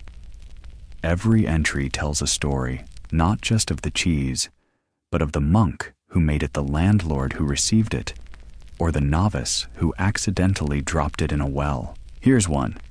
Jerome chuckles, pointing to a heavily annotated margin. Wheel intended for Lady Elfrida delayed due to goose stampede. Replacement dispatched. First wheel deemed penance-worthy and consumed. Even the corrections have personality. You find entries like, batch the 312 rind cracked during Lent fast. Flavor unusually intense. Spiritual or spoilage unclear. Brother Hugh fell asleep turning wheels. One spoiled, one mysteriously improved. Abbott's favorite cheese misplaced. Later found behind Psalter cabinet. Historians still argue whether Melchior himself wrote the early pages or merely inherited the ledger. Some believe his annotations, the ones with star symbols and detailed diagrams, indicate a level of cheese mastery bordering on obsession. Others say his science was mostly superstition dressed up with flourish. Brother Jerome disagrees with both. He was practical, he insists. He just liked order and extremely pungent cheese. You spend the morning flipping through the pages. You see how the ledger evolves. Early pages focus on delivery routes and field rotations, while later ones include theological musings like, "Does God favor cow's milk?" and "The Trinitarian symbolism of cheese, rind, body, soul." At one point, you find a fold-out diagram of a cheese press designed to resemble a bishop's mitre. There's a scribbled note beside it, too elaborate. Brother Anselm trapped his hand again. Jerome turns to a special section near the back, the Book of Cheese Miracles. Here the writing becomes more exuberant, the ink colors more varied, the tales more unlikely. Wheel left on windowsill, absorbed sunlight, became unusually sweet, declared cheese of joy. Batch churned during solar eclipse, texture unusually silky, later stolen by foxes. Cheese fell during mass, bounced twice, landed upright, no damage. Divine. It's hard to tell where reverence ends and satire begins, and maybe that's the point. This ledger isn't just a logbook, it's a diary of failures, triumphs, forgotten batches, late-night confessions. 1,000 quiet, faithful acts layered like curds in a wheel that somehow held a monastery together. You find yourself smiling as you read. These monks with their solemn prayers and silent halls were also men who loved their craft, who debated rind firmness the way others debated scripture, who saw their cheese not just as food or rent, but as legacy. Jerome finally closes the ledger with a sigh. We only open it once a season. Too fragile, too tempting. He gently returns it to its chest, along with a sprig of lavender and a wedge of something hard and golden wrapped in linen. A gift, he says, for St. Melchior. You don't ask if he expects the saint to come back for it. You just nod. As you leave the archive room, you can't help but think some histories are written in blood, others in ink. But here in this quiet monastery, theirs was written in cheese. The air is cool and heady with the scent of sage and firewood as you step into the outer courtyard. Something's brewing figuratively and literally. A few monks are bustling about carrying baskets of grapes, bundles of herbs, and small barrels that slosh suspiciously. A novice hurries past you with a jug of cream in one hand and a spoon stuck in his sleeve. You follow the sounds, music, laughter, and the gentle clinking of pewter cups toward the gathering spot behind the chapel. Tonight is the end of Harvest Cheese Festival. You weren't sure what to expect. Maybe solemn gratitude, a quiet supper. But the reality is more like a medieval picnic sponsored by the dairy enthusiasts of Christendom. Brother Alric greets you with a flower crown already lopsided on his tonsured head. You made it, he says, holding out a tankard of spiced ale. Careful, it bites back. You're ushered toward long wooden tables under linen canopies where food is already laid out in neat arrangements that could shame a modern charcuterie board. Breads of every shape, dried fruits, honeycombs, and cheese, so much cheese, you start to wonder if the monks have secret cows you haven't met yet. The variety is dizzying. wheels the size of shields, wedges like architectural models. One soft white round is molded into the shape of a lamb and surrounded by sprigs of dill. Another is dark and hard with a rind painted red and decorated with what appears to be edible gold leaf. You spot a monk serenading a small wheel with a lute. Someone nearby has sculpted a goat out of butter. The entire courtyard glows with candlelight firelight and the slightly chaotic joy of men who've been quiet for far too long. This feast began as a practical tradition, Brother Hugh tells you, setting down a platter of fig-stuffed cheese rolls. We celebrated the end of the dairy season, cleared the larder, paid the last rent. Then someone brought mead and, well, it evolved. Historians still argue whether these types of monastic festivals were widespread or specific to individual houses. Some records describe formal harvest feasts with structured prayers and silent meals. Others, like this one, hint at a more relaxed and potentially tipsy celebration of good labor and better food. You're quickly pulled into a cheese-tasting circle. Brother Oswald, donning a garland of onion skins for reasons unclear, is leading a blindfolded challenge, guess the cheese. You're handed a bite of something gooey, nutty, and vaguely floral. You chew squint at the stars and guess lavender goat curd aged in birch ash. Close Oswald beams. It's Sister Margaret's ash-brushed Benedictine bloom. You don't ask who Sister Margaret is or why she makes cheese, but you nod respectfully toward the mystery wheel. Laughter flows easier now. The monks tell stories, some true, some exaggerated, and some clearly invented halfway through their telling. One swears he once delivered a wheel to a countess who married her steward just because of the cheese. Another claims a diplomatic incident was nearly resolved over a shared fondness for smoked Gouda. A third insists he once carved the face of St. Peter into a cheddar and sold it to a passing noble as a miracle wheel. No one believes him, but they all laugh anyway. Brother Jerome appears with a wooden platter stacked with cheese cubes arranged in the shape of the monastery itself. This, he says with pride, is the cloister in Camembert. You eat a bit of the scriptorium. It's delicious. At some point, the chant begins, not liturgical, but rhythmic, playful, and possibly invented on the spot. The refrain repeated between verses about curds and saints goes, "Bless the milk, stir the pot, turn the wheel, forget it not." You sing along. After all, when in Rome or in a monastery knee-deep in dairy, you do as the monks do. As the evening winds down, you notice small wheels being exchanged gifts from monk to monk.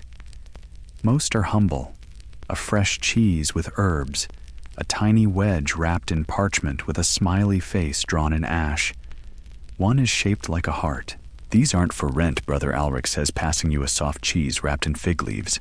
"These are thanks. You're not sure what you've done to earn it." But you take it, tuck it under your arm, and sit quietly beside the fire as the stars multiply. The monks begin to chant a final psalm. This one soft, slow, woven into the night air like smoke. There's a sense of release of the year's burdens, lifted debts, paid mistakes, forgiven wheels turned. You think back on all the roles cheese has played here. Rent, penance, trade, tax, welcome, joke, art, memory, and now tonight it is celebration. Not loud, not wild, but heartfelt, sleepy, honest. As the fire crackles low and the last notes fade into the dark, you close your eyes with a belly full of dairy and a mind full of wonder. And you think, if this is what peace tastes like, it's nutty, a little funky, and absolutely worth waiting for. The festival is over now, and the monastery has returned to its natural rhythm, soft, slow, and faintly echoing with the clink of tin cups being rinsed at dawn. You wake later than usual, your head resting against the edge of the cheese ledger. You fell asleep, reading under a candelabra. A dried fig is stuck to your sleeve. You're not sure how or when that happened. You stretch, blink, and hear the quiet hush of monks already at work. But today Today there's something final in the air. Not sad exactly, just the hush that comes after a long, full season. You find Brother Hugh in the main hall packing the last few wheels for delivery. "This is the last of the rent," he says, gently patting a soft golden round. "One for Lord Aubert. He used to demand coin, you know." Then we gave him a wheel wrapped in birch bark, and he changed his tune. You help him wrap it in linen, fold it into the final crate, and seal it with a wax stamp. A cow smiling faintly. The official mark of the monastery. It feels like the end of something, and in a way it is, because today you're told marks the end of the last cheese rent ever paid by this monastery. Brother Oswald explains as he tends to the fire. "The new steward arrived last month, wants coin going forward, says it's easier to track. No appreciation for rind integrity, that one." You nod. Of course. The world is changing. Always has been. In the 14th and 15th centuries, more regions shifted to coin-based economies. With the expansion of minting markets and banking systems, fewer landlords wanted to be paid in barrels of eels, wheels of cheese, or sacks of onions. Even monasteries that had bartered for generations began to sell their goods for silver and copper, then use that currency to settle their dues. And so the last cheese, soft, fragrant, wrapped with quiet reverence, is placed onto the back of the cart. Brother Hugh signs the ledger. Brother Jerome makes a tiny sketch of a cheese wearing a crown beside the entry.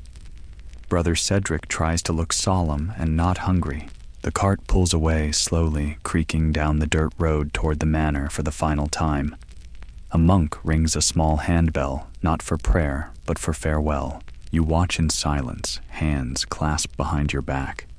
The cheese disappears over the hill, and with it a little sliver of a tradition that somehow felt bigger than it had any right to. "Will you miss it?" you ask Brother Hugh as he wipes his hands. He shrugs. "We'll still make it. Still bless it. Still share it.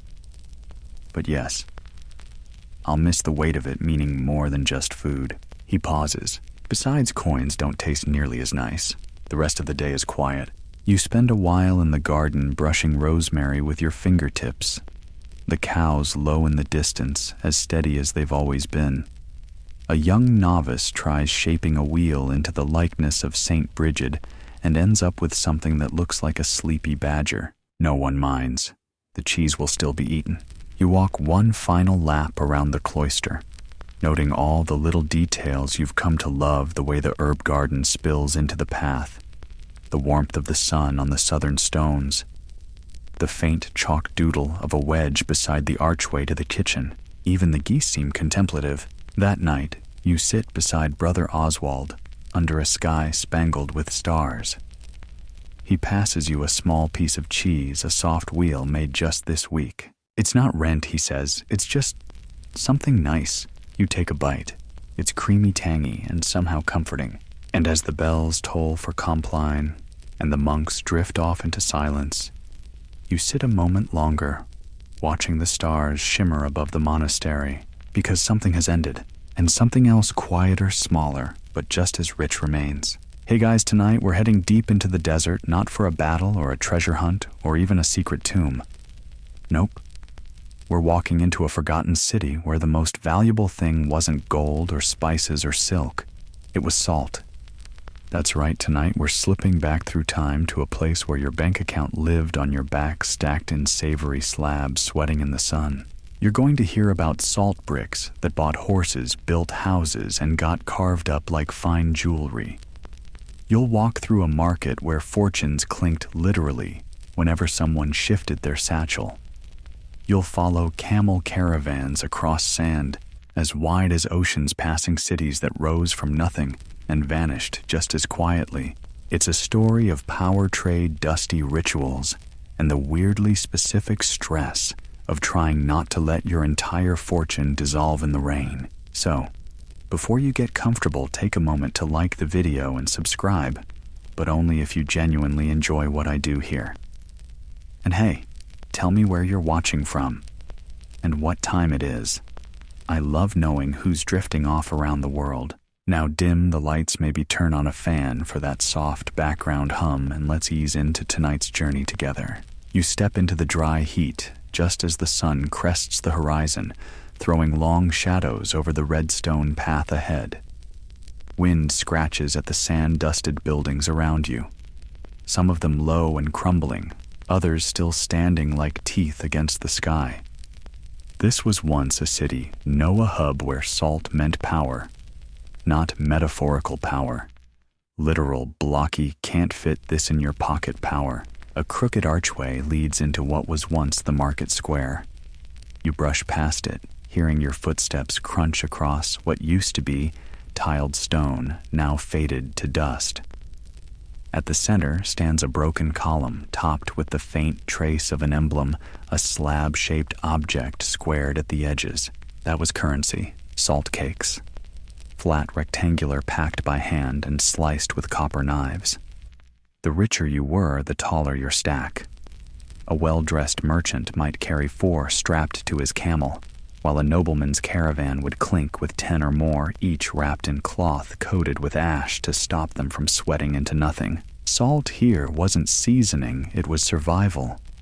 It preserved meat in 120-degree heat. It fed livestock. It flavored otherwise very dull millet porridge. But most importantly, it could be traded. For cloth, for tools, for ivory, copper, even people. Salt wasn't just valuable, it was value. And this city, still nameless to you, still half lost under the dunes, once pulsed with that trade. You walk past the remains of merchant stalls. The walls are gone, but the layout lingers, stone outlines, shallow grooves in the ground where poles once stood. You imagine traders haggling over slabs, by weight, shape, maybe even flavor. Because not all salt was equal.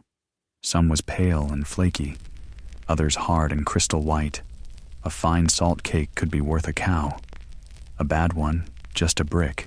Historians still argue whether this city was truly independent or part of a larger empire's trade system.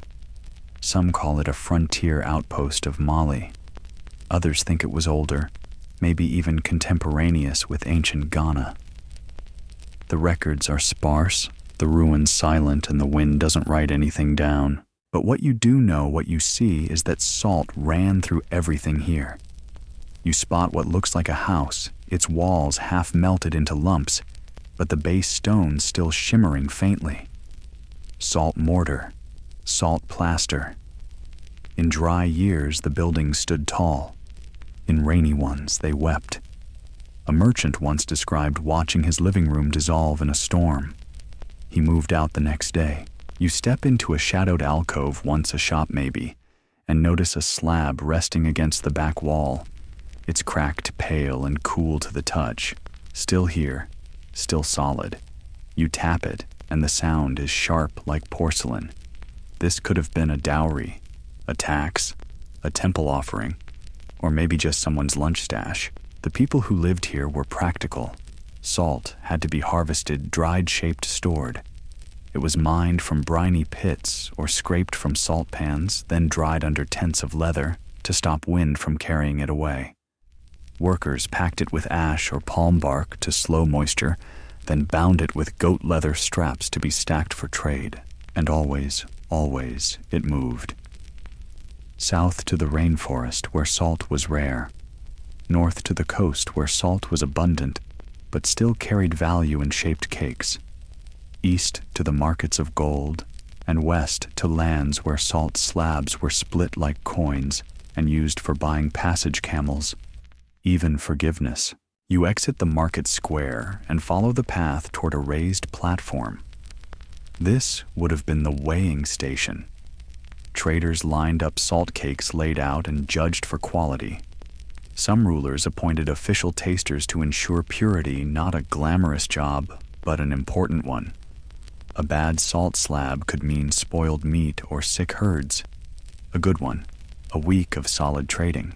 There are stories, half legend, half logbook, of salt so precious it was locked in vaults taxed by the gram, or carried into battle like sacred treasure. One sultan was said to have thrown cakes of salt from a balcony to the crowd during a celebration. Another buried them with his warhorse, because, as he put it, what's the afterlife without flavor? Salt wasn't always stable wealth, of course. It melted. It crumbled. It broke under camel hooves.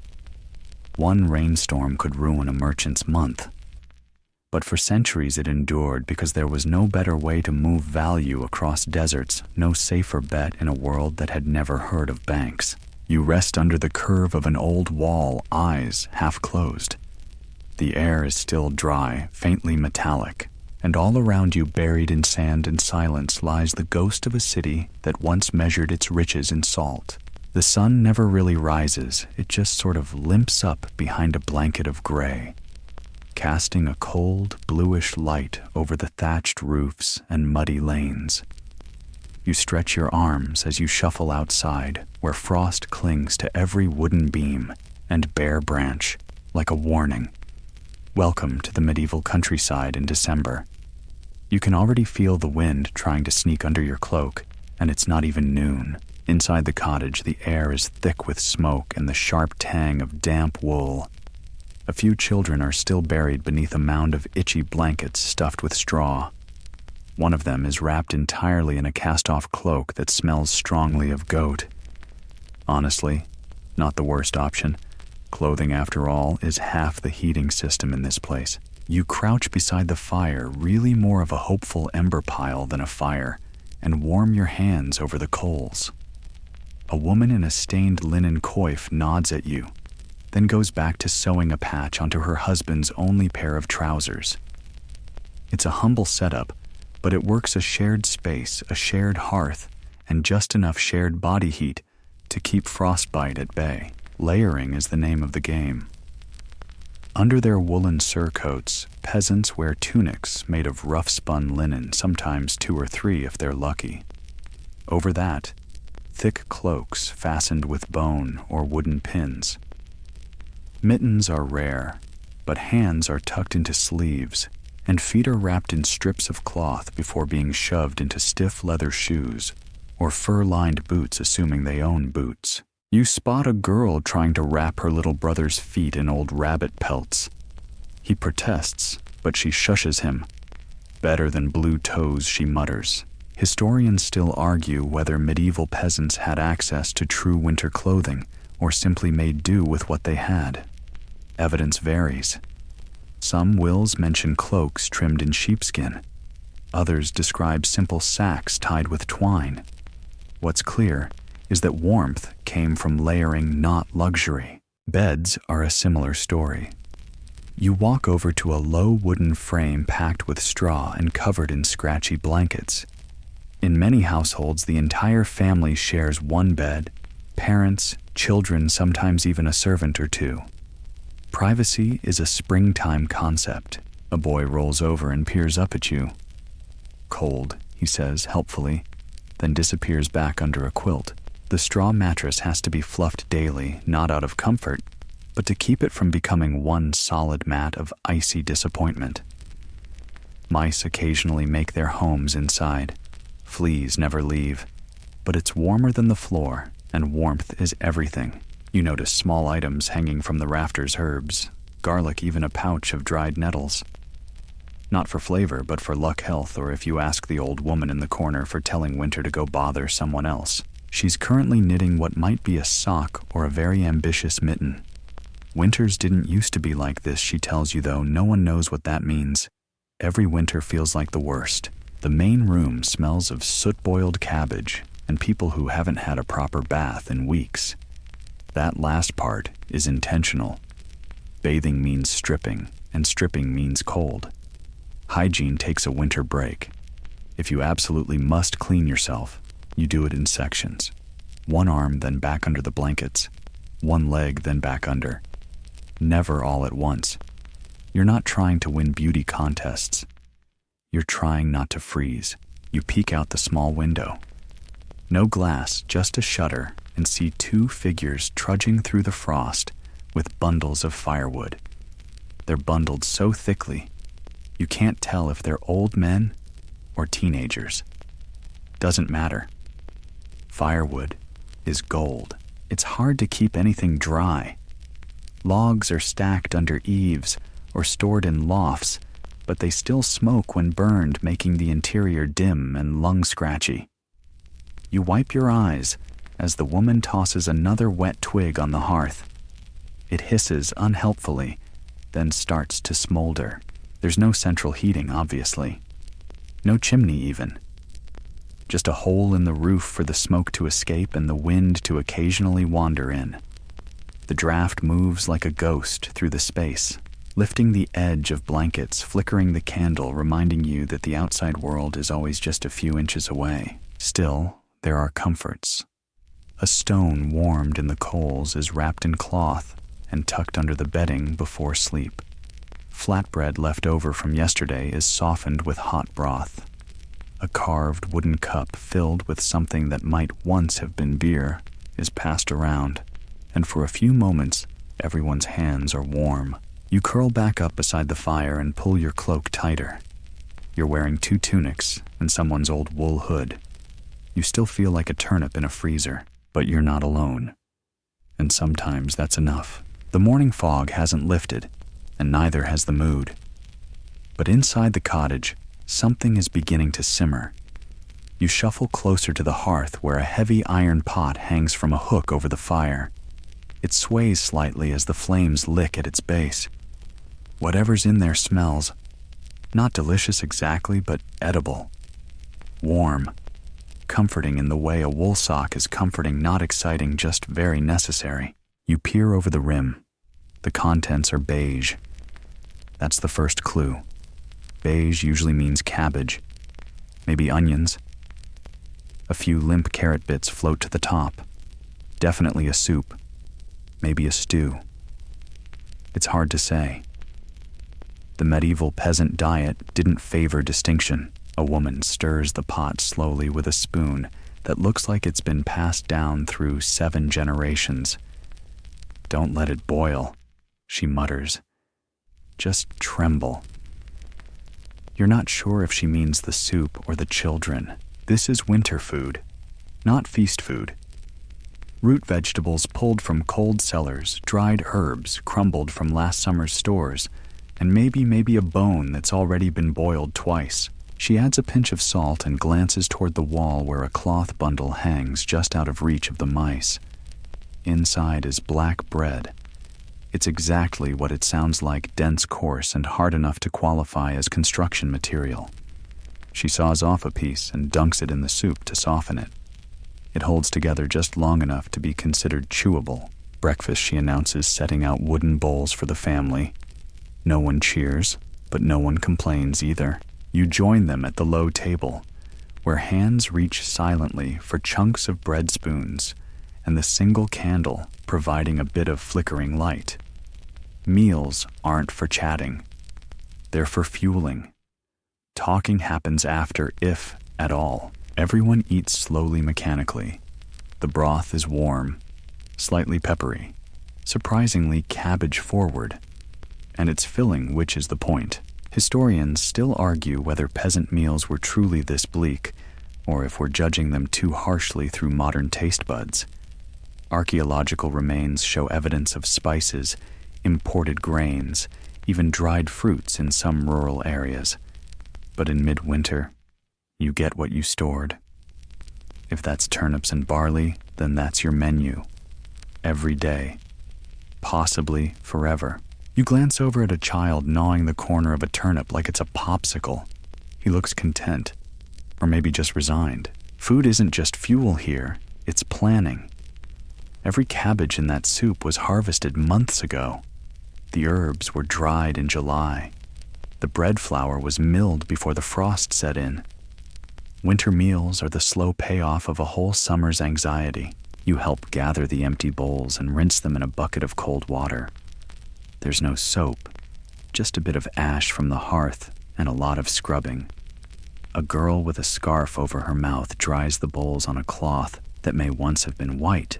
You step outside with a basket and follow one of the boys to the small storage pit behind the house. Covered in straw and wooden planks, it's their version of a fridge, except it's colder and more unpredictable. Inside are root vegetables, a few jars sealed with wax, and one slightly questionable slab of salted pork. He holds it up proudly. "That's for St. Bridget's Day," he says. You nod as if that clears everything up. They won't eat meat today. Probably not tomorrow either. But it's there like a promise, a reward for survival. Back inside, someone's grinding dried grains into a kind of porridge. It'll be tomorrow's breakfast if no rats get to it first. A thick paste of oats, peas, and chopped leek that can be sliced and fried if you're fancy. If not, it's eaten cold with yesterday's soup poured over it. One woman crushes dried apples into a small ceramic pot. She adds a drizzle of honey from a precious little jar. This is luxury. Winter fruit. Sweetness. It'll be used sparingly, maybe a spoonful on someone's birthday, or to coax a sick child into eating something bland.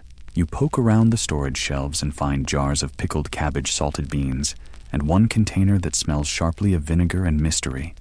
Best not to ask. Every bite of food here represents a decision. What to eat now, what to save, what to risk spoiling, what to share. One bad frost, one burst jar, one mouse in the flour sack, and the whole equation shifts. That's why mealtime is quiet.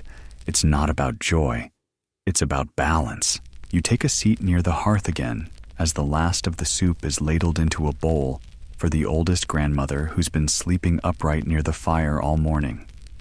She accepts it with a grunt and starts eating with one hand while petting a chicken with the other. The chicken looks cold, but also weirdly smug.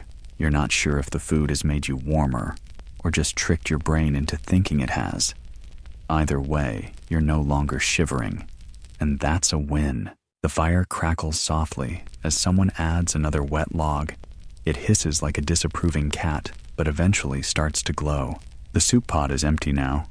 The bread's been wrapped up again and hung from the rafter. The family disperses, some to chores, some to nap, one to spin wool in a corner without much light. You sit there full but not satisfied, warm but not comfortable. And you think this is how winter was survived. Not conquered, not defeated, just outlasted, one bowl of soup at a time. You step back into the cold, half reluctant, half curious. A sharp wind slides under your hood and whispers a reminder the warmth of the fire doesn't follow you outside. The sun is still just a pale suggestion behind the clouds. Your breath fogs the air, and your boots crunch against the frost-glazed earth. The smell of smoke hangs heavy everywhere. It's the scent of life, of effort, of trying very hard not to freeze. The village green is mostly deserted, but a thread of smoke curls from the largest structure in sight, the communal hearth house. You make your way there, hands tucked deep in your sleeves, nose already turning a bit pink. Inside, the air is thick and hazy with heat and chatter. You blink against the sudden warmth and realize this isn't a grand hall, just a wide, timber-framed room with a big fire sunk into a stone-lined pit in the center. The walls are smoky, the floor is dirt, and every spare surface is covered in people cloaks and potatoes. Yes, potatoes. Well, not the modern kind. More like rough tubers, some turnips, parsnips, and a few actual potatoes still relatively new to Europe. They're buried in the ashes at the edge of the fire, slow roasting in their own skins. The smell is earthy and surprisingly sweet. This is where neighbors gather to share fuel warmth, and stories usually in that order. The fire is precious. Wood is hard to come by in winter, and peat, or dried dung, is only so reliable. One fire shared among many makes the most sense. People sit shoulder to shoulder speaking in low tones. Some mend clothes, others sharpen tools. A few just close their eyes and let the heat seep back into their bones. No one wastes space or fuel or breath. It's a careful economy of survival. A woman hands you a baked turnip wrapped in cloth. You accept it gratefully, then awkwardly cradle it in your palms as it steams. It smells tolerable. You take a bite. It's hot, soft, and tastes faintly of ash, but you don't complain. You just keep chewing. Someone chuckles softly from across the fire. Tastes better with salt, a man says, holding up a tiny pouch like it's treasure. But only if you're rich. You smile through your mouthful of root vegetable.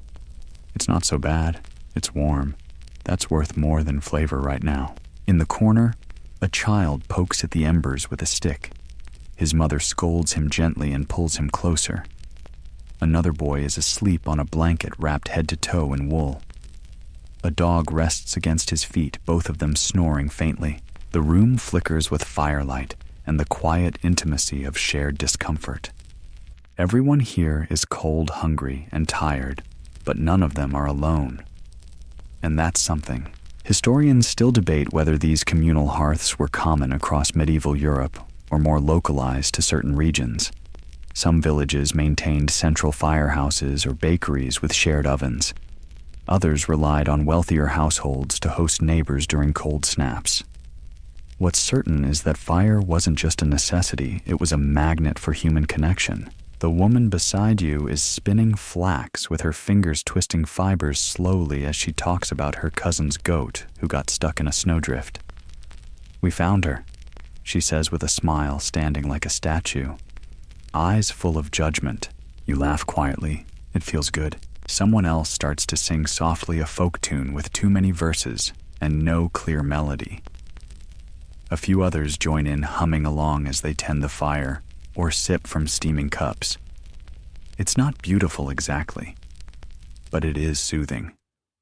Like a lullaby sung by tired lungs. Near the fire pit, a man pulls out a cast iron pan and sets it carefully over the coals. He unwraps a small handful of oats and something that might be fat or lard. A few minutes later, he's frying rough cakes that smell undeniably better than your turnip.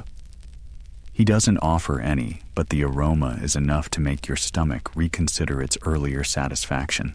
You notice a few people playing a quiet game with carved wooden pieces. It looks like a blend of checkers and storytelling. Each move comes with a sentence. The crow steals your boots. You sleep under a stump. Trade one oat for a miracle.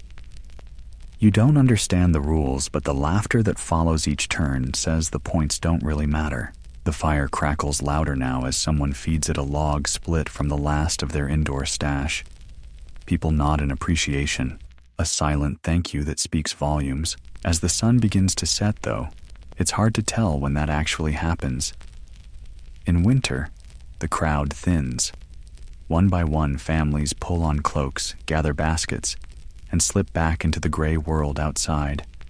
The heat lingers, but only briefly.